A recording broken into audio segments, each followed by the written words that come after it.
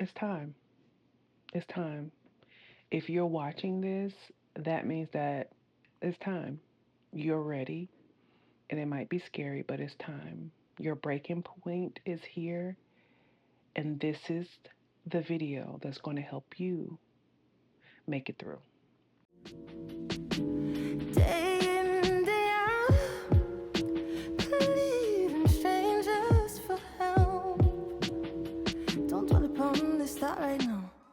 And before I get into the steps on how to maneuver this process, I want to talk to you about my breaking point.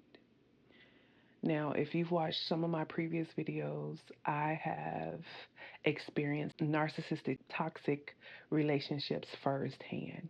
My breaking point was when I no longer felt like myself. When I realized that you are allowing yourself to receive, accept, and experience less than what you deserve. And despite how much you might love a person, you have to love yourself more.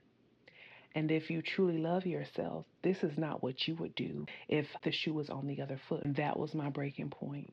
And to top it off, the lie that I was living while in that relationship was that they will change in time. I just have to go through this process so they can heal and see how valuable I am.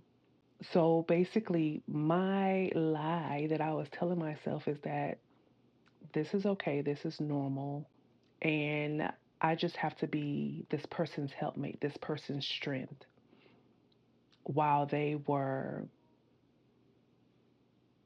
killing my soul. So I was telling myself that this person needs me because of all of the pain and trauma that they've experienced in their past. The craziest aspect of that is that I knew I deserved better.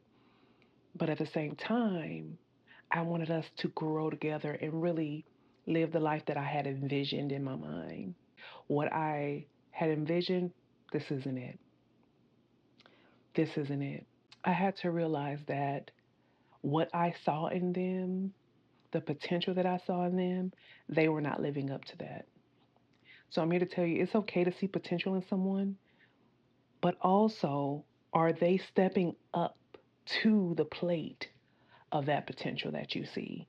Because if they're not, then don't waste your time, right? Because it's okay to see greatness in someone that because we all have it.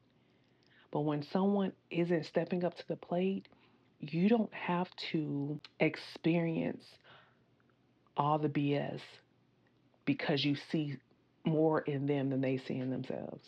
You are here because the time is now. There was a moment where you had a wake up call. There was a moment, there was a time, there was something that was said or done that made you say or feel like, this is it, I'm done. What you have done is that you have allowed them multiple chances over and over again, and you have extended that olive branch. Okay, well, they did this, but if they do this, then I'm done. Oh, they did this, but if they do this, I'm done. You've extended that olive branch one too many times. And now is when that olive branch has broken. And you realize that no more. I deserve better than this.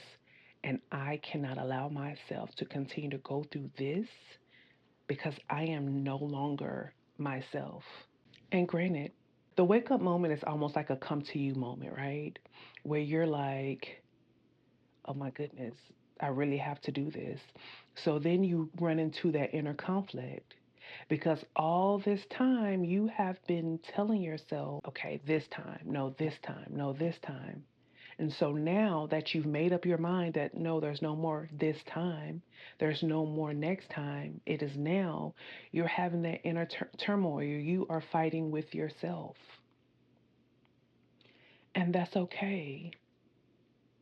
You are fighting with yourself because there's aspects of you that's like, no, let's just give this person one more opportunity. And then there's the other side of you that's saying, I've given all the opportunities that I can give.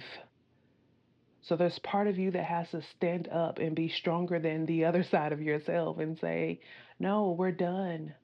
We are done with this. I'm choosing us, me, over that. And the reason why you're having that inner conflict is because you feel guilt. No matter how much of it is not your fault, you're feeling guilt. You're feeling a little bit of shame, you're feeling fear, you're feeling like you might have to start over. There's so many aspects of that inner conflict. Well, I'm gonna have to do this and I'm gonna have to struggle and do this. There's so many things that go into choosing you, especially when you haven't for so long. You have to start over. And starting over does not look the same for everybody. I think the biggest thing people go through is that fear of being lonely. And I'm going to tell you this, it is better to be lonely and alone than to be in a relationship and feel unseen, unloved, not heard. That will kill your spirit faster than anything. At least when you are alone and lonely with yourself, you have the opportunity to get to know yourself. You're not worried about someone else not showing up, not doing what they need to do in order to make this relationship work. Now you can focus on the relationship with you. And now that you've had that aha moment or that wake up call, and you're going back and forth with this inner conflict with yourself, now there comes the decision to really say, okay, we're doing it, right? It's being done. There's no going back. And you have to speak to yourself in a way as if you were speaking to your best friend. And in those moments of you making that decision, you have to say it out loud. I'm doing this because I choose me.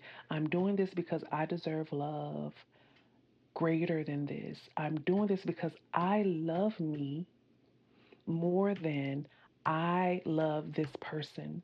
I love me better than this person is treating me. I choose me because I deserve it.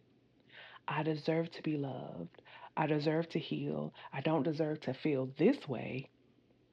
I deserve everything within me that I'm giving. I deserve someone to give that back to me. When you make the decision, you have to say the reason out loud. You have to tell yourself out loud why the decision you have made is better for you than the situation you have allowed all this time. Now, once you make the decision, the change begins to happen. They move out, you move out, whatever that looks like physically, that happens. Now that you are physically in a space where you have no other option but to choose yourself, the change mentally and spiritually has to take effect then. What does choosing yourself look like on a day to day basis? What does healing look like on a day to day basis?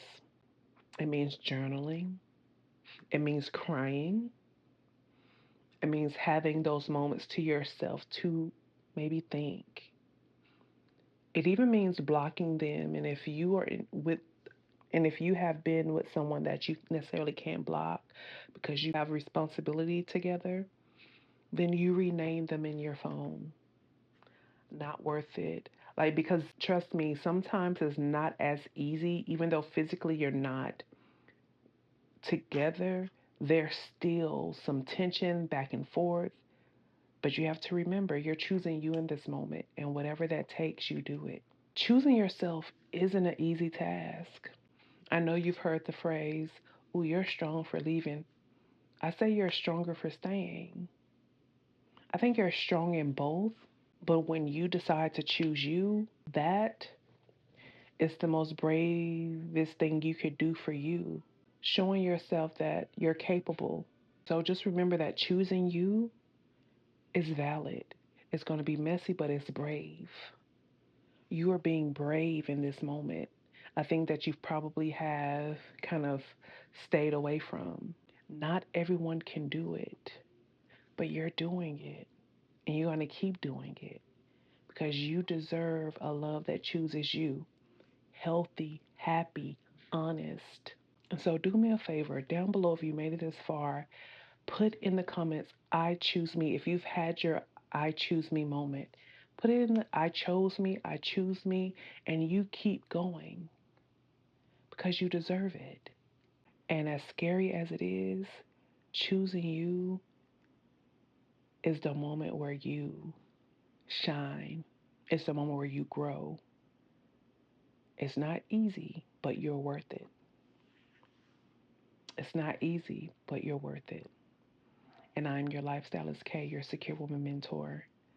And until next time, I'll see you on the next video.